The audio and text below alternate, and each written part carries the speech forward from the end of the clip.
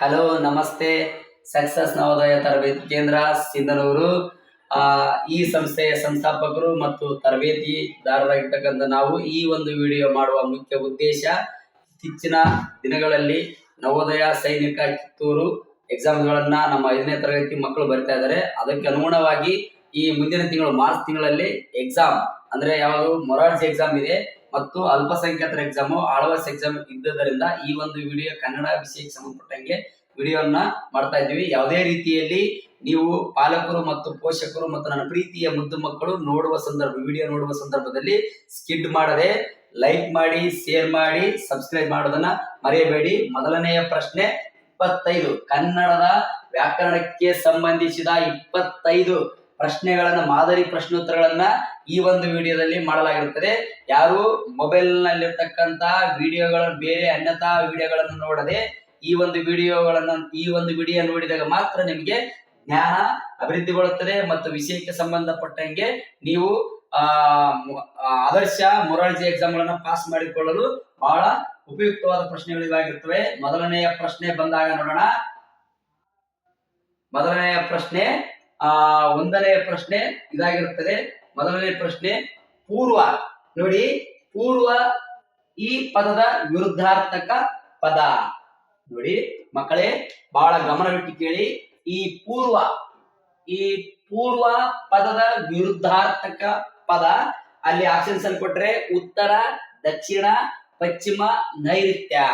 ನಮಗೆ ಪೂರ್ವ, ಪಶ್ಚಿಮ ಹುಟ್ಟೋದು ಮುಳುಗೋದನ್ನ ಗಮನಕ್ಕೆ ತಗೊಂಡಾಗ ಪೂರ್ವ ಪದದ ವಿರುದ್ಧಾರ್ಥಕ ಪದ ಪಶ್ಚಿಮ ಅಂದ್ರೆ ಪಶ್ಚಿಮ. ಓಕೆ, ಇದು ಉತ್ತರ ಏನಾಗಿರ್ತದೆ? ಪಶ್ಚಿಮ ಆಗಿರುತ್ತದೆ. ನೆಕ್ಸ್ಟ್ ಎರಡನೇ ಪ್ರಶ್ನೆ ಬಂದಾಗ ಮಕ್ಕಳ ನೋಡಿ, ಭೂಮಿ. ಭೂಮಿ ಈ ಪದದ ಸಮಾನಾರ್ಥಕ ಪದ. ಭೂಮಿ ಈ ಪದದ ಸಮಾನಾರ್ಥಕ ಪದ. ಒಂದು ಪ್ರಶ್ನೆ ಬಂದು ಧರೆ, ಎರಡನೇದು ಬಂದು ಆಗಸ, ಮೂರನೇದು ಬಂದು ನಕ್ಷತ್ರ, ಈನೇದು ಬಂದು ಸೂರ್ಯ. ಅಂದ್ರೆ ಇದರ ಸಮಾನಾರ್ಥಕ, ಭೂಮಿ ಪದದ ಸಮಾನಾರ್ಥಕ ಪದ ಯಾವುದು ಅಂತ ಗಮನಿಸಿದಾಗ ಪದ ಧರೆ. ನೋಡಿ, ಭೂಮಿ ಪದ ಸಮಾನಾರ್ಥಕ ಪದ ಧರೆ. ಮೂರನೇ ಪ್ರಶ್ನೆ ನೋಡೋಣ ಮಕ್ಕಳೇ. ಮೂರನೇ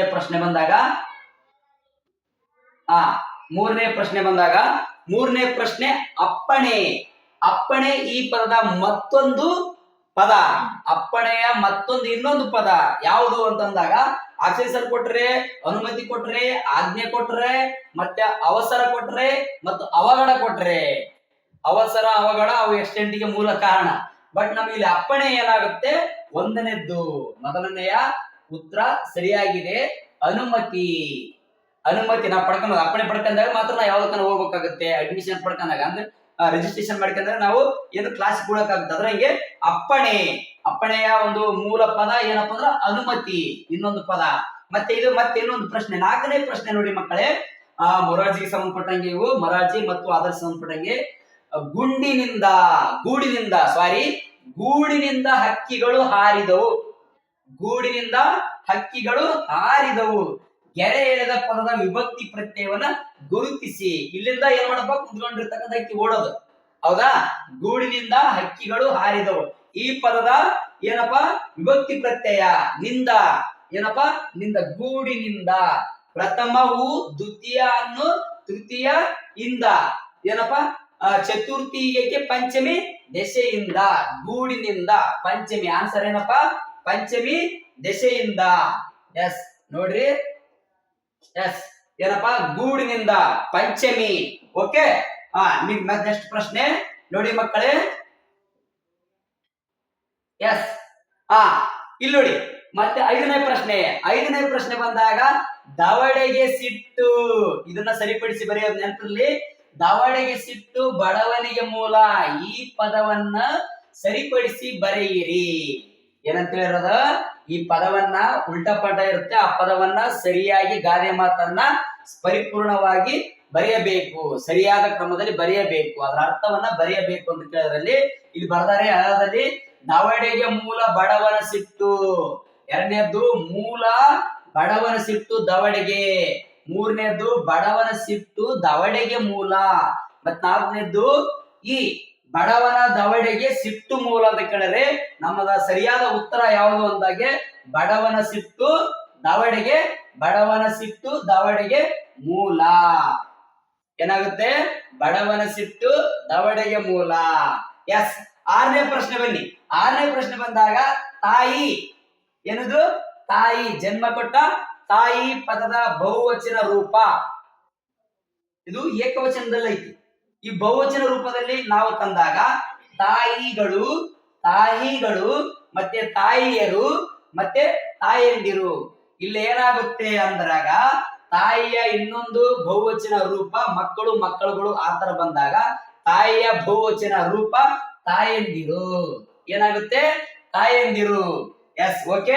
ಇದು ಸಕ್ಸಸ್ ನವೋದಯ ತರಬೇತಿ ಕೇಂದ್ರ ಸಿಂಧನೂರು.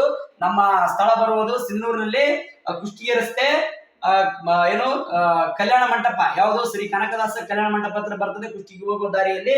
ನಮ್ಮ ಮೊಬೈಲ್ ನಂಬರ್ ಬಂದು 96 11 20 70 52. ಮತ್ತೊಂದು ನಂಬರ್ ಬಂದು 96 11 26 70 52. ನೆಕ್ಸ್ಟ್ ಪ್ರಶ್ನೆ ನೋಡೋಣ ಮಕ್ಕಳೇ. ಮತ್ತೆ ಶೇರ್ ಮಾಡಿ, ಲೈಕ್ ಮಾಡಿ, ಸಬ್ಸ್ಕ್ರೈಬ್ ಮಾಡೋದನ್ನ ಮರೆಯಬೇಡಿ. ಇದೇ ರೀತಿಯಾಗಿ ಕನ್ನಡ, ಸಮಾಜ, ವಿಜ್ಞಾನ, ಮ್ಯಾಥ್ಸ್, ಇಂಗ್ಲಿಷ್ ವಿಡಿಯೋಗಳನ್ನು ನೋಡಬೇಕಾದ್ರೆ ನಮಗೆ ಸಕ್ಸಸ್ ನವೋದಯ ತರಬೇತಿ ಗೇಮ್ ಬಗ್ಗೆ ನೀವು ಸಬ್ಸ್ಕ್ರೈಬ್ ಆಗಿ. ಎಸ್, ನೆಕ್ಸ್ಟ್ ಪ್ರಶ್ನೆ ಮಕ್ಕಳೇ. ಏಳನೆಯ ಪ್ರಶ್ನೆ ವ್ಯಕ್ತಿ, ವಸ್ತು, ಸ್ಥಳ ಮತ್ತು ಪ್ರಾಣಿಗಳ ಹೆಸರುಗಳನ್ನು ಸೂಚಿಸುವ ಪದಗಳು. ವ್ಯಕ್ತಿ, ವಸ್ತು, ಸ್ಥಳಗಳ ಮತ್ತು ಪ್ರಾಣಿಗಳ ಹೆಸರುಗಳನ್ನು ಸೂಚಿಸುವ ಪದಗಳಿಗೆ ನಾವು ಏನಂತೀವಿ? ಒಂದದ್ದು ವಿಶೇಷಣ ಅಂತೀವ, ಕ್ರಿಯಾ ವಿಶೇಷಣ ಅಂತೀವ, ಅನ್ವರ್ಥಕ ನಾಮ ಅಂತೀವ, ಅಥವಾ ನಾಮಪದ ಅಂತೀವ? ಇವೆಲ್ಲವನ್ನು ನಾವು ಓದುವ ಸಂದರ್ಭದಲ್ಲಿ ವ್ಯಕ್ತಿ, ವಸ್ತು ಮತ್ತು ಪ್ರಾಣಿಗಳ ಹೆಸರುಗಳನ್ನು ಸೂಚಿಸುವ ಪದಗಳಿಗೆ ನಾಮಪದ ಅಂತ ಕರಿತೀವಿ. ಏನಂತ ಕರಿತೀವಪ್ಪ? ನಾಮಪದ ಅಂತ ಕರಿತೀವಿ. ಎಸ್, ಏನಂತ ಕರಿತೀವಿ? ನಾಮಪದ ಅಂತ ಕರಿತೇವೆ. ಎಸ್, ಅದೇ ರೀತಿಯಲ್ಲಿ ಇಲ್ಲಿ ಮತ್ತೆ ವಚನ ಬದಲಿಸಿ ಅಂತ ಕೇಳಿದ್ದಾರೆ. ಎಷ್ಟನೇ ಪ್ರಶ್ನೆ? 8ನೇ ಪ್ರಶ್ನೆ. ಅಣ್ಣಂದಿರು, ಈ ಪದಕ್ಕೆ ವಚನ ಬದಲಿಸಿ ಬರೆಯಿರಿ. ಅಣ್ಣಂದಿರು ಏನಾಗುತ್ತಪ್ಪ? ತಮ್ಮಂದಿರಾಗತ್ತಾ, ತಮ್ಮ ಆಗುತ್ತಾ, ಅಥವಾ ಅಕ್ಕಂದಿರಾಗತ್ತಾ, ಅಣ್ಣ ಆಗುತ್ತಾ? ಇದು ಆಲ್ರೆಡಿ ಏನಾಯ್ತು? ಅಣ್ಣಂದಿರು. ಇದು ಯಾವ ವಚನದಾಗ ಐತಪ್ಪ? ಬಹುವಚನದಲ್ಲಿ ಐತಿದ. ಏನೈತಿದ? ಬಹುವಚನದಲ್ಲಿ ಐತಿ. ನಾವೇನ್ ಮಾಡ್ಬೋದು? ಏಕವಚನ ತರಬೇಕು. ಅಣ್ಣಂದಿರು ಏನಾಗುತ್ತಪ್ಪ? ಏಕವಚನದಲ್ಲಿ ಅಣ್ಣ. ಏನಾಗುತ್ತಪ್ಪ? ಅಣ್ಣ ಆಗುತ್ತ ಮಕ್ಕಳೇ, ನೆನಪಿರ್ಲಿ. ಬಹಳ ಪ್ರಶ್ನೆ ನೀವು ಬಿಡಿಸುವಾಗ ಗಮನ ಇಲ್ಲೇ ಇರ್ಲಿ, ವಿಡಿಯೋವನ್ನ ಸ್ಕಿಪ್ ಮಾಡಬೇಡಿ. ಎಸ್, ನೆಕ್ಸ್ಟ್ ಪ್ರಶ್ನೆ ಬಂದು 9ನೇ ಪ್ರಶ್ನೆ ಬಂದು 9ನೇ ಪ್ರಶ್ನೆ ಕೇಳಿ. ರಾಮನ ದೆಸೆಯಿಂದ, ಈ ಪದದಲ್ಲಿ ಕಂಡು ಬಂದಿರುವ ವಿಭಕ್ತಿ ಪ್ರತ್ಯಯ. ರಾಮನ ದೆಸೆಯಿಂದ ಅಂದ್ರೆ ಪ್ರಥಮನ, ದ್ವಿತೀಯನ, ಪಂಚಮಿನ, ತೃತೀಯನ. ರಾಮನ ದೆಸೆಯಿಂದ ಪ್ರಥಮವು ದ್ವಿತೀಯ ಅನ್ನು ಮತ್ತೆ ತೃತೀಯ ಇಂದ. ರಾಮನ ಏನಪ್ಪ? ರಾಮನ ದೆಸೆಯಿಂದ ಏನಾಗುತ್ತ ಮಕ್ಕಳೇ? ತೃತೀಯ. ಪ್ರಥಮವು ದ್ವಿತೀಯ ಅನ್ನು ತೃತೀಯ ಇಂದ. ಏನಾಗುತ್ತಪ್ಪ? ಪಂಚಮಿ ದೆಸೆಯಿಂದ. ಏನಾಗುತ್ತಪ್ಪ? ಇದು ಉತ್ತರ ನೋಡಿ ಮಕ್ಕಳೇ. ರಾಮನ ದೆಸೆಯಿಂದ ಅಂದ್ರ ಪಂಚಮಿ. ಏನಾಗುತ್ತೆ? ಪಂಚಮಿ. ರಾಮನ ದೆಸೆಯಿಂದ ಪಂಚಮಿ ಆಗುತ್ತೆ. ಎಸ್, ನೆಕ್ಸ್ಟ್ ಇಲ್ಲಿ ಬನ್ನಿ ಮಕ್ಕಳೇ. ಅದೇ ರೀತಿಯಾಗಿ ಇದು ನೋಡಿ ಪ್ರಶ್ನೆ ಹೆಂಗಿದೆ? ಬಳೆಗಾರ ಮತ್ತು ವ್ಯಾಪಾರಿ, ಈ ಪದಗಳು ಯಾವ ನಾಮಪದಕ್ಕೆ ಉದಾಹರಣೆಯಾಗಿವೆ? ಬಳೆಗಾರ ಮತ್ತು ವ್ಯಾಪಾರಿ, ಅಲ್ಲಿ ಅಡಿಗೆರೆ ಕರೆದಿದ್ದೇವೆ, ಅದಕ್ಕೆ ಯಾವುದು ಉದಾಹರಣೆ ಆಗುತ್ತೆ? ಇದು ಅನ್ವರ್ಥಕ ನಾಮನ, ರೂಢನಾಮನ, ಅಂಕಿತ ನಾಮನ, ಅಥವಾ ಯಾವುದು ಅಲ್ಲನ?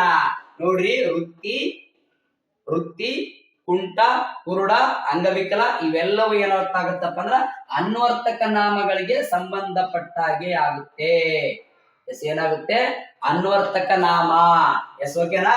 ಎಸ್, ಹಾಗೆ ಮಕ್ಕಳೇ ಇಲ್ಲೇ ಇರ್ಲಿ ಗಮನ, ಆ ಕಡೆ ಈ ಕಡೆ ಹೋಗದೆ ನಿಮ್ಮ ಗಮನ ಇಲ್ಲೇ ಇರ್ಲಿ. ಎಸ್,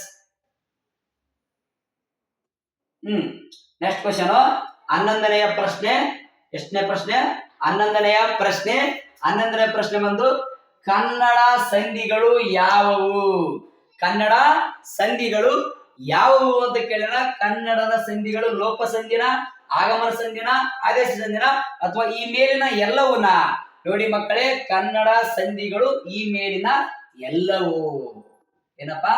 ಈ ಮೇಲಿನ ಎಲ್ಲವೂ ಕನ್ನಡ ಸಂಧಿಗಳು. ಎಸ್ ಹೌದಲ್ವಾ? Yes okay. 12ನೇ ಪ್ರಶ್ನೆ ಬಂದಾಗ ಕನ್ನಡ ಭಾಷೆಗೆ 8ನೇ ಜ್ಞಾನಪೀಠ ಪ್ರಶಸ್ತಿ. ಎಷ್ಟನೇ ನೆನ್ಪಿಡಬೇಕು? 8 ಜನಕ್ಕ ಜ್ಞಾನಪೀಠ ಪ್ರಶಸ್ತಿ ಬಂದವ. ಕುವೆಂಪುಲಿಂದ ಹಿಡಿದು ಏನೋ ಚಂದ್ರಶೇಖರ್ ಕಂಬಾರ್ ಅವರಿಗೆ ಜ್ಞಾನಪೀಠ ಪ್ರಶಸ್ತಿಗಳು 8 ಬಂದವ. ಆದ್ರೆ ಕೊನೆಗೆ 8ನೇ ಜ್ಞಾನಪೀಠ ಅಂದ್ರೆ ಕೊನೆಗೆ 8ನೇ ಜ್ಞಾನಪೀಠ ಪ್ರಶಸ್ತಿ ತಂದು ಕೊಟ್ಟ ಕೊನೆಯ ಸಾಹಿತಿ ಯಾರಂತ ಕೇಳ್ಯಾರ. ನಾನು ಹೇಳುವ ಸಂದರ್ಭದಲ್ಲಿ ಅದ್ರ ಉತ್ತರ ಹೇಳಿದೆ. ಫಸ್ಟ್ ಈತ ನೋಡ್ರಿ, ಈ ತರ ಬಂದಾಗ ನಿಮ್ಗೆ ಗೊತ್ತಾಗುತ್ತೆ. ಇವರೆಲ್ಲರೂ ಜ್ಞಾನಪೀಠ ಪ್ರಶಸ್ತಿ ತಂದು ಕೊಟ್ಟರಲ್ಲಿ ಕೊನೆಯವರು ಯಾರಪ್ಪ? ಚಂದ್ರಶೇಖರ್ ಕಂಬಾರ್. ಮೊದಲನೆಯವರು ಇವರು. ಹೌದಾ? Yes correct ಇದನಾ? Yes okay. Next ಮಕ್ಕಳಿಗೆ ಪ್ರಶ್ನೆಗಳು ಈಸಿ ಇದಾವ, ಟಫ್ ಅದಾವ? Yes okay. ನೋಡಿ ಅದೇ ರೀತಿಯಾಗಿ ನೆಕ್ಸ್ಟ್ ಕ್ವಶನ್ ಬಂದು 13ನೇ ಪ್ರಶ್ನೆ ಬಂದು 13ನೇ ಪ್ರಶ್ನೆ, ಗುಂಪಿಗೆ ಸೇರದ ಪದಗಳನ್ನು ಗುರುತಿಸಿ ಅಥವಾ ಪದವನ್ನ ಗುರುತಿಸಿ. ಗುಂಪಿಗೆ ಸೇರದ ಪದ. ಸೇರದಂದ್ರೆ ಸೇರ್ಲಾರ್ದು. ಹೌದಾ? ಮಳೆ, ಒಂದನೇದ್ದು ಮಳೆ, ಗುಡುಗು, ಮಿಂಚು. 4ನೇದು ಏನಪ್ಪ?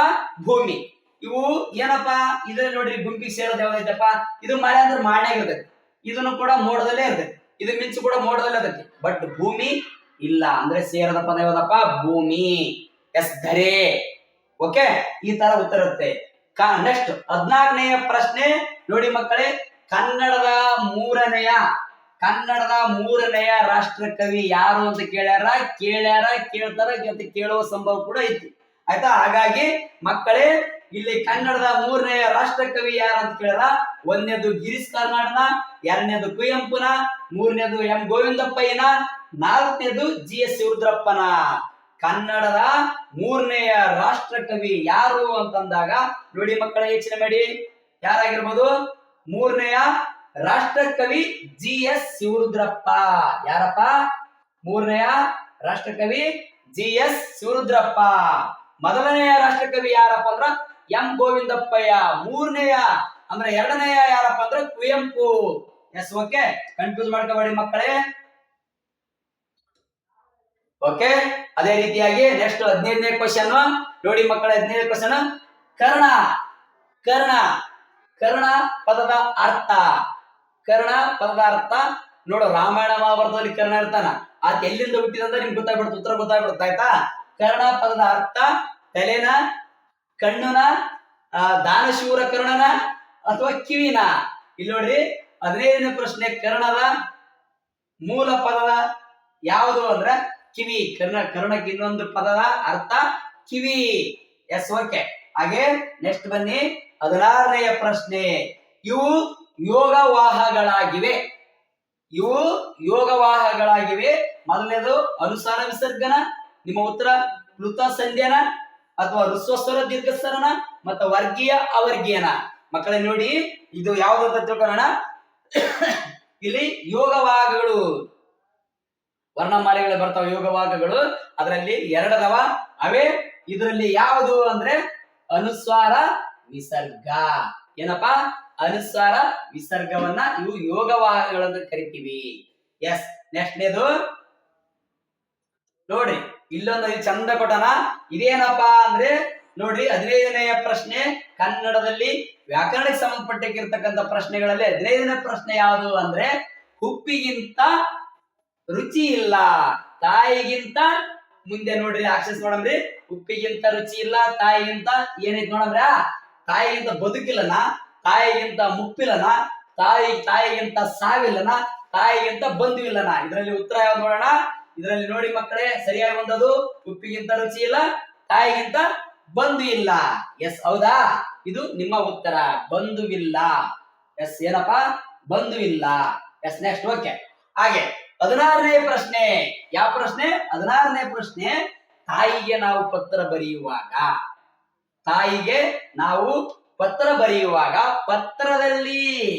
ಪತ್ರದಲ್ಲಿ ಆರಂಭದ ಸಂಬೋಧನೆ ಹೀಗಿರಬೇಕು. ಪತ್ರದಲ್ಲಿ ಹೇಗಿರ್ಬೇಕಂತ, ತಾಯಿಗೆ ಪತ್ರ ಬರೆಯುವಾಗ ಪತ್ರದಲ್ಲಿ ಆರಂಭದ ಸಂಬೋಧನೆ ಹೀಗಿರ್ಬೇಕು ಅಂತ ಹೇಳ್ತಾರೆ. ಅದು ಯಾವುದು, ಹೆಂಗ್ ಕರೀತಾರ ಪತ್ರ ಬರೆಯುವಾಗ? ರೆಸ್ಪೆಕ್ಟಿಬಲ್ ಅಂದ್ರೆ ಗೌರವಯುತವಾಗಿ ಕರೆಯೋದು ಹೆಂಗೆ ಅಂತ. ಮೊದಲನೇದ್ದು ತೀರ್ಥ ರೂಪ ಸಮಾನ ಅಂತ ಕರಿತೀವ, ತೀರ್ಥ ರೂಪರಿಗೆನ. ಅಥವಾ 2ನೇದ್ದು ಮಾತೃ ಶ್ರೀ ಅವರಿಗೆನ, ಪೂಜ್ಯ ಗುರುಗಳಿಗೆನ, ಮಾನ್ಯರೇನ. ಇದರಲ್ಲಿ ಯಾವ್ದು ಕರಿತೀವಿ? ತಾಯಿ ಕರೆಯುವ ರೆಸ್ಪೆಕ್ಟಿಬಲ್ ವರ್ಡ್ ಅಥವಾ ಗೌರವದಿಂದ ಕರೆಯುವುದು ಮಾತೃಶ್ರೀ ಅವರಿಗೆ. ತಾಯಿ, ಮಾತೃ ಅಂದ್ರೆ ಯಾರಪ್ಪ? ತಾಯಿ. ನಮ್ಮ ಜನ್ಮ ಕೊಟ್ಟಿರ್ತಕ್ಕಂಥ ತಾಯಿಗೆ ಮಾತೃಶ್ರೀ ಅಂತಂದು ನಾವು ಗೌರವಿತವಾಗಿ ಒಂದು ಲೆಟರ್ ಬರಿತೀವಿ. ಹೌದಾ? S, okay. ನೆಕ್ಸ್ಟ್ ಕೇಳಿ, ಯಾವ ಕಡೆ ನಿಮಗೆ ಗಮನ ಕೊಡಬೇಕು? ಇಲ್ಲೇ ಕೊಡ್ಬೇಕು. ಆ ಕಡೆ ಈ ಕಡೆ ನೋಡುವಂತಿಲ್ಲ, ಆ ಕಡೆ ಈ ಕಡೆ ಮಾಡುವಂತಿಲ್ಲ. ಆಯ್ತಾ? ಎಸ್, ನೀವು ನೋಡುವ ಸಂದರ್ಭದಲ್ಲಿ ಬೇರೆ ಯಾವುದೇ ವಿಡಿಯೋಗಳನ್ನ ನೋಡದೆ ಸ್ಕಿಪ್ ಮಾಡದೆ ಇದನ್ನೇ ವಿಡಿಯೋ ನೋಡಿ, ಮತ್ತೆ ಲೈಕ್ ಕೊಡಿ, ಶೇರ್ ಮಾಡಿ, ಇನ್ನೊಬ್ರಿಗೆ ಉಪಯೋಗ ಆಗ್ಲಿ. S, okay. ನೆಕ್ಸ್ಟ್ 17ನೇ ಪ್ರಶ್ನೆ ಬಂದಾಗ, ಭಾಷೆಯ ಅತ್ಯಂತ ಚಿಕ್ಕ ಏನಾರ ಘಟಕ. ಭಾಷೆಯ ಅತ್ಯಂತ ಚಿಕ್ಕ ಘಟಕ ಪದನ, ವಾಕ್ಯನ, ನಾಮಪದನ, ಧ್ವನಿನ. ಎಸ್, ನಾ ಮಾತಾಡಕ್ಕೆ ಏನ್ ಬೇಕತ್ತ? ಪದ ಬೇಕತ್ತ. ಫಸ್ಟ್ ಪೂರ್ವ ಏನಾಗತ್ತೆ? ಧ್ವನಿ ಬೇಕು. ನಾನು ಮಾತಾಡ್ತಿದ್ದೀನಿ ತಾನೆ. ಎಸ್, ನಾ ಮಾತಾಡುವಾಗ ಏನಾಗಬೇಕಾಗತ್ತ? ಧ್ವನಿ ಬೇಕಾಗುತ್ತೆ. ಹಾಗಾಗಿ ನಿಮ್ಮ ಉತ್ತರ ಧ್ವನಿ. ಏನಾಗುತ್ತೆ? ಧ್ವನಿ. ಮೊದಲನೆಯ ಚಿಕ್ಕ ಘಟಕ ಏನಪ್ಪ? ಧ್ವನಿ. S, okay. 18ನೇ ಪ್ರಶ್ನೆ ನೋಡೋಣ. 18ನೇ ಪ್ರಶ್ನೆ, 25 ಪ್ರಶ್ನೆಗಳು ಕನ್ನಡ ವ್ಯಾಕರಣಕ್ಕೆ ಸಂಬಂಧಿಸಿದ ಪ್ರಶ್ನೆ. ಎಷ್ಟಪ್ಪ? 25 ಅಂತ ಹೇಳಿ ನಾವು ಅದ್ರಲ್ಲಿ ಎಷ್ಟಿದ್ದೀವಿ? 18ನೇ ಪ್ರಶ್ನೆಗಿದ್ದೀವಿ. ಅದು ಕೂಡ ನೆನಪಿರ್ಲಿ. ಎಸ್, 18ನೇ ಪ್ರಶ್ನೆ ಬಂದಾಗ, ಕನ್ನಡದ ವರ್ಣಮಾಲೆಯಲ್ಲಿರುವ ಸಂಧ್ಯಾಕ್ಷರಗಳು ಯಾವುವು? ಮಕ್ಕಳೇ ಗಮನ ಇರಲಿ. ಇದರ ಮೇಲೆ, ಸಂಧ್ಯಾಕ್ಷರಗಳ ಮೇಲೆ ಬಹಳ ಸರ್ತಿ ಪ್ರಶ್ನೆಗಳ ಕೇಳಿದ್ದಾರೆ. ಹಾಗಾಗಿ ಯಾವುದೇ ಪ್ರಶ್ನೆಗಳನ್ನು, ಈ ಹಿಂದೆ ನಡೆದಿರ್ತಕ್ಕಂಥ ಪ್ರಶ್ನೆಗಳನ್ನ ನೀವು ಮೆಲುಕು ಹಾಕಿದಾಗ, ನೋಡಿದಾಗ ಇದರ ಮೇಲೆ ಜಾಸ್ತಿ ಕ್ವಶನ್ ರೈಸ್ ಆಗಿದೆ. ಇದರ ಮೇಲೆ ಜಾಸ್ತಿ ಕ್ವಶನ್ ಆಲ್ಮೋಸ್ಟ್ ಆಲ್ ಈ 25 ಪ್ರಶ್ನೆಗಳದವಲ್ಲ ಬಹಳ ಮಹತ್ವಪೂರ್ಣವಾದ ಪ್ರಶ್ನೆಗಳಾಗಿರ್ತಾವ. ಗಮನ ಇಲ್ಲೇ ಇರಲಿ ಮಕ್ಕಳೇ. ಎಸ್, ಆದಷ್ಟು ಬೇಗನೆ ಎಕ್ಸಾಮ್ ಟೈಮ್ ಟೇಬಲ್ ಬಹಳ ದೂರ ಇಲ್ಲ. ಹಾಗಾಗಿ 1ನೇ ತಾರೀಕು, ಮಾರ್ಚ್ 1ನೇ ತಾರೀಕು ಮೊರಾರ್ಜ್ ಇದೆ, 15, 16ಕ್ಕೆ ಆದರ್ಶ್ ಇದೆ. ಹಾಗಾಗಿ ಎಕ್ಸಾಮ್ ಒಂದು ಉದ್ದೇಶಪೂರ್ಣಕವಾಗಿ ನಾವು ಈ ಒಂದು ವಿಡಿಯೋ ಮಾಡಿದ್ದೇವೆ. ಸರಿಯಾಗಿ ನೋಡಿ. ಕನ್ನಡದ ವರ್ಣಮಾಲೆ ಇರುವ ಸಂಧ್ಯಾಕ್ಷರಗಳು ಯಾವುವು ಅಂದಾಗ, ಅ, ಅಂ, ಅಹನ, ಧ, ಘನ, ಮತ್ತ ಐ, ಔನ, ಮತ್ತ ಚ, ಳನ. ನಮ್ಮ ಉತ್ತರ ಅಥವಾ ಅದರ ಉತ್ತರ ಈಗ ಆಲ್ರೆಡಿ ನೋಡಿದ ಪ್ರಕಾರ ಐ, ಔ. ಈದ ಪ್ರಶ್ನೆ ಅಂದ್ರೆ ಸಿ ಪ್ರಶ್ನೆ, ಐ, ಔ ಇದು ಸರಿಯಾದ ಉತ್ತರ. Yes, next. ಮಕ್ಕಳೇ ನೋಡಿ. ನೆಕ್ಸ್ಟ್ 19ನೇ ಪ್ರಶ್ನೆ. ಇನ್ನು 6 ಪ್ರಶ್ನೆಗಳದಾವ. 19ನೇ ಪ್ರಶ್ನೆ, ಕನ್ನಡದ ಅನುನಾಸಿಕ ಸಂಖ್ಯೆಗಳು ಎಷ್ಟದಾವ ಅಂತ ಕೇಳ್ತಾನ. ನಾ ಈ ಹಿಂದೆ ಪಾಠ, ಈ ಒಂದು ವಿಡಿಯೋ ಮಾಡುವ ಮೊದಲು ಹಿಂದೆ ಅಲ್ಲಿ ಹೇಳಿದ್ದೆ ಅನುನಾಸಿಕ ಯಾವುವು ಅಂತಂದ್ರೆ ಅವು ಯಾವ್ಯಾವ ಎಷ್ಟೆಷ್ಟದಾವ ಅಂತ ಹೇಳಿದ್ದೆ. ಅವು ಎಷ್ಟದವ? 6 ಅದಾವ, 5 ಅದಾವ, 3 ಅದಾವ, 9 ಅದಾವ ಅಂತ ಕೇಳಿ ನೋಡಿದೀವಿ. ಇಲ್ಲಿ ಒಂದು ಆಪ್ಷನ್ಸ್ ಅಲ್ಲಿ ಇದರ ಉತ್ತರ, ಕನ್ನಡದಲ್ಲಿ ಅನುನಾಸಿಕ ಪದಗಳು ಎಷ್ಟದವ, ಅಕ್ಷರಗಳು ಎಷ್ಟದವ ಅಂದ್ರ 5 ಅವ. ಎಷ್ಟದವಪ್ಪ? 5 ಅನುನಾಸಿಕ ಅದಾವ. ಞ, ಞ, ನ, ನ, ಮ 5 ಕನ್ನಡದ ಅನುನಾಸಿಕ ಅದಾವ. ಞ, ಞ, ಣ, ಣ, ಮ ಹೇಳ್ತೀವಲ್ಲ ಅವೇ. S, okay. ಕನ್ನಡದ ವರ್ಣಮಾಲೆಯಲ್ಲಿರುವ ವರ್ಗೀಯ ವ್ಯಂಜನಗಳ ವರ್ಣಮಾಲೆಯಲ್ಲಿರ್ತಕ್ಕಂಥ ವರ್ಗೀಯ ವ್ಯಂಜನಗಳ 1ನೆಯ ಮತ್ತು 3ನೆಯ. ನೋಡ್ರಿ, ಬಹಳ ವಿಶೇಷ ಕ್ವಶನ್, ಬಹಳ ಇಂಪಾರ್ಟೆಂಟ್ ಕ್ವಶನ್. ಕನ್ನಡ ವರ್ಣಮಾಲೆಯಲ್ಲಿರುವ ವರ್ಗೀಯ ವ್ಯಂಜನಗಳ 1ನೆಯ ಮತ್ತು 3ನೆಯ ಅಕ್ಷರಗಳು ಇವಾಗಿವೆ. ಯಾವಾಗಿವೆ ನೋಡೋಣ. Yes, okay. ನೋಡ್ರಿ ಆಪ್ಷನ್ಸ್ ಅಲ್ಲಿ. ಎಸ್, ಅನುನಾಸಿಕನ, ಅಲ್ಪ ಪ್ರಾಣನ, ಮಹಾಪ್ರಾಣನ ಯೋಗವಾಗಗಳನ್ನ. ಕ ಅದೇನು ಅಲ್ಪ ಪ್ರಾಣ, ಹೌದಿಲ್ಲ? ದೊಡ್ಡ ಕ ಮಹಾಪ್ರಾಣ, ಮತ್ತೆ ಗ ಸಣ್ಣಗ ಬರುತ್ತೆ. ಅದೇನಾಗ್ತವ? 1 ಮತ್ತು 3ನೆಯ ಅದು ಏನಾಗ್ತಪ್ಪ? ಅಲ್ಪ ಪ್ರಾಣ. ಏನಾಗತ್ತಪ್ಪ? ಅದು ಅಲ್ಪ ಪ್ರಾಣಾಕ್ಷರ ಆಗುತ್ತೆ. ಎಸ್, ನೆಕ್ಸ್ಟ್ ಬನ್ನಿ ಮಕ್ಕಳೇ. 21ನೆಯ ಪ್ರಶ್ನೆ. 21ನೆಯ ಪ್ರಶ್ನೆ, ಆಕಾಶದಲ್ಲಿ, ಎಲ್ಲಿ? ಆಕಾಶದಲ್ಲಿ ಕಪ್ಪು ಮೋಡಗಳು. ಆಕಾಶದಲ್ಲಿ ಕಪ್ಪು ಮೋಡಗಳು ಇವೆ. ಈ ವಾಕ್ಯದ ವಿಶೇಷಣ ಏನಂತ ಕೇಳ್ಯಾರ. ಆಕಾಶದಲ್ಲಿ ಏನದ? ಕಪ್ಪು ಮೋಡಗಳವ. ಇದರ ವಿಶೇಷಣ ಏನಂತ ಕೇಳ್ಯಾರ. ಆಪ್ಷನ್ಸ್ ಎ ಕಪ್ಪುನ, ಆಕಾಶನ, ಇವೇನ ಅಥವಾ ಮೋಡಗಳನ್ನ. ಆಕಾಶ ಹೆಂಗೈತಪ್ಪ? ಕಪ್ಪಾಗೈತಿ. ಅದ್ರ ವಿಶೇಷತೆ ಏನಪ್ಪ? ಕಪ್ಪು. ಹಾಗಾಗಿ ನಮ್ಮ ಉತ್ತರ ಏನಪ್ಪ? ಕಪ್ಪು ಮೋಡ. ಯಾವ ಮೋಡಪ್ಪ? ಹುಲಿಗಳ ಯಾವ ಮೋಡ? ಎಸ್, ಕಪ್ಪು ಮೋಡ. Yes, right. ಈಗ ಬಂದ್ ನೋಡಪ್ಪ ನಮ್ಮ ಲೆಕ್ಕ. ಎಸ್ ಕಪ್ಪು ಮೋಡ. Yes okay. ನೆಕ್ಸ್ಟ್ ನೋಡ್ರಿ ಹುಲಿಗಳ. Yes okay. 22ನೇ ಪ್ರಶ್ನೆ ಬಂದಾಗ ಮಗು ಪದದ ಬಹುವಚನ ರೂಪ ನೋಡಿ ಮಕ್ಕಳೇ. ಮಗು ಪದದ ಬಹುವಚನ ರೂಪ ನೋಡಿ ಮಕ್ಕಳೇ ಮತ್ತು ಹುಲಿಗಳೇ ಕೇಳ್ರಿ. 22ನೇ ಪ್ರಶ್ನೆ ಮಗು ಪದದ ಬಹುವಚನ ರೂಪ ಮಕ್ಕಳುನ, ಮಗುನ, ಮಗುಗಳನ ಮತ್ತೆ ಬಾಲಕನ. ಈ 22ನೇ ಪ್ರಶ್ನೆಯ ಉತ್ತರ ಏನಪ್ಪಾ? ಮಕ್ಕಳು. ಏನಾಗಿರುತ್ತೆ? ಪ್ರಶ್ನೆಯ ಉತ್ತರ ಮಕ್ಕಳು. ಹುಲಿಗಳೇ ನೆನಪಿರ್ಲಿ. ಎಸ್ ನೆಕ್ಸ್ಟ್ ಸಕ್ಸಸ್ ನವೋದಯ ತರಬೇತಿ ಕೇಂದ್ರದ 23ನೇ ಪ್ರಶ್ನೆ ಭಾವಸೂಚಕ ಚಿಹ್ನೆ ಇದಾಗಿದೆ. ಯಾವ ಚಿಹ್ನೆ? ಭಾವಸೂಚಕ ಚಿಹ್ನೆ ಇದಾಗಿದೆ. ಯಾವ್ದಪ್ಪ ನೋಡ್ರಿ. ಆ ಈ ಇದರಲ್ಲಿ ಭಾವಸೂಚಕ ಉದ್ವೇಗಕ್ಕೊಳಗಾಗೋದು, ಕಣ್ಣೀರು ಬರೋದು, ಇದು ಬರೋದು ಅಂದ್ರೆ ಯಾವುದು ನಿಮ್ಮ ಉತ್ತರ? ಭಾವಸೂಚಕ ಅಂದ್ರೆ ಯಾವ್ದಪ್ಪ? ಭಾವಸೂಚಕ. ಎರಡನೇದ್ದು ಆ ಏನಪ್ಪ? ಪ್ರಶ್ನಾರ್ಥಕ. ಮತ್ತೆ ಇದೇನಪ್ಪ? ಮೂರನೇದ್ದು ಆವರಣ ಚಿಹ್ನೆ. ಮತ್ತೆ ನಾಲ್ಕನೇದ್ದು ಏನಪ್ಪ? ಉದ್ಧರಣ ಚಿಹ್ನೆ. ಆಯ್ತಾ? ನೆಕ್ಸ್ಟ್ ಬರ್ರಿ. ನೆಕ್ಸ್ಟ್ ನೋಡಮ್ರಿ. ಲಾಸ್ಟ್ ಕ್ವಶನ್ ನನ್ನ ಪ್ರೀತಿಯ ಹುಲಿಗಳು ಮತ್ತು ಮುದ್ದು ಮಕ್ಕಳೇ. ಲಾಸ್ಟ್ ಪ್ರಶ್ನೆ ಏನಪ್ಪಾ ಅಂದ್ರೆ 25ನೇ ಪ್ರಶ್ನೆ ಕಿರಿಯರಿಗೆ ಬಳಸುವ, ಯಾರಿಗೆ? ಕಿರಿಯರಿಗೆ ಬಳಸುವ ಸಂಬೋಧನೆ ಇದಾಗಿದೆ. ಕಿರಿಯರಿಗೆ ಬಳಸುವ ಸಂಬೋಧನೆ ಇದಾಗಿದೆ. ಯಾವುದಾಗಿದೆ ನೋಡೋಣ. ಆಪ್ಷನ್ಸ್ ಎ ಆತ್ಮೀಯರಾಗುತ್ತಾ, ಆಪ್ಷನ್ಸ್ ಬಿ ಅಂದ್ರೆ ಆ ಪೂಜ್ಯ ಆಗುತ್ತಾ, ಈ ನಲ್ಮೆ ಆಗುತ್ತಾ, ಮತ್ತೆ ದೊಡ್ಡ ಹಿ ಚಿರಂಜೀವಿ ಆಗುತ್ತಾ. ಕಿರಿಯರಿಗೆ ಬಳಸುವುದು ಯಾವುದು ಅಂದ್ರೆ ಇದರಲ್ಲಿ ಆಪ್ಷನ್ಸ್ ಚಿರಂಜೀವಿ. ಕಿರಿಯರು ಚಿರಂಜೀವಿ ಅಂತಂದು ಸಂಬೋಧನೆ ಆಗುತ್ತಾ. ಎಸ್. ಅದೇ ರೀತಿ ಆತ್ಮೀಯ ಏನಾಗ್ತಪ್ಪ? ಆತ್ಮೀಯ, ಪ್ರೀತಿಯ, ನಲ್ಮೆಯ ಅದು ಯಾರಿಗಾಗುತ್ತಂದ್ರೆ ಗೆಳೆಯ ಮತ್ತು ಗೆಳತಿಗಾಗುತ್ತೆ. ಪೂಜ್ಯ ಯಾರಿಗತ್ತ? ಪೂಜ್ಯ ಶ್ರೀ ಗುರುಗಳಿಗಾಗುತ್ತೆ. ಆಯ್ತಾ? ಎಸ್. ಅದೇ ರೀತಿಯಾಗಿ ಮಕ್ಕಳೇ ನೋಡಿ, ಇಲ್ಲಿವರೆಗೆ ಯಾವುದೇ ರೀತಿಯ ಈ ವಿಡಿಯೋವನ್ನ ಸ್ಕಿಡ್ ಮಾಡದೆ ನೋಡಿದ್ದೀರಿ. ನಿಮಗೆಲ್ಲ ತುಂಬು ಹೃದಯದ ಸ್ವಾಗತ ಹುಲಿಗಳೇ. ಮತ್ತೆ ನೀವು ಮುಂಬರುವ ಪರೀಕ್ಷೆಯಲ್ಲಿ ನಿಮಗೆ ಜಯಶೀಲದಂದು ಹಾರೈಸುತ್ತಾ ಮತ್ತೆ ನಿಮಗೆ ನಮ್ಮ ಕಡೆಯಿಂದ ಶುಭವಾಗಲಿ ಮತ್ತು ವಂದನೆಗಳು. ಅದ್ರ ಜೊತೆಗೆ ನಮ್ಮ ಮೊಬೈಲ್ ನಂಬರ್ ಬಂದು 96 11 20 70 52. ಮತ್ತೊಂದು ನಂಬರ್ ಬಂದು 96 11 26 70 52. ನಿಮಗೆ ಏನಾದರೂ ಸಂಶಯ, ಡೌಟ್ಸ್ ಇದ್ರೆ ನೀವು ನೇರವಾಗಿ ಈ ನಂಬರ್ಗೆ ಫೋನ್ ಮಾಡಬಹುದು. ಮತ್ತೆ ನೀವು ಲೈಕ್ ಮಾಡೋದನ್ನ, ಶೇರ್ ಮಾಡೋದನ್ನ ಮರಿಬೇಡಿ. ಥ್ಯಾಂಕ್ ಯು ಎಲ್ಲಾ ಹುಲಿಗಳಿಗೆ.